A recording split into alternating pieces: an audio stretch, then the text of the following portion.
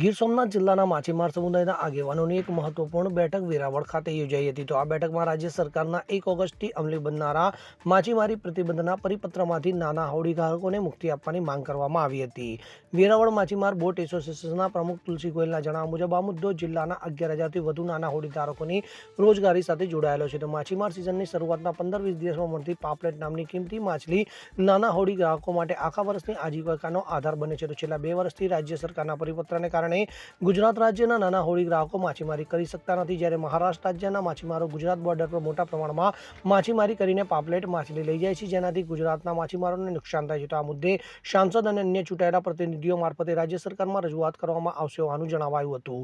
તો મોટી ટ્રોલર બોટને નહીં પરંતુ નાના OBM હોડી ગ્રાહક માછીમારોને આગામી 1 ઓગસ્ટથી માછીમારી માટે છૂટ આપવાની માંગ કરવામાં આવી છે.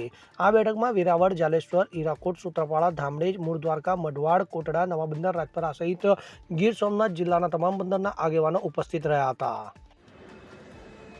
બ્યુરો રિપોર્ટ, ખબર ગુજરાત લાઈવ.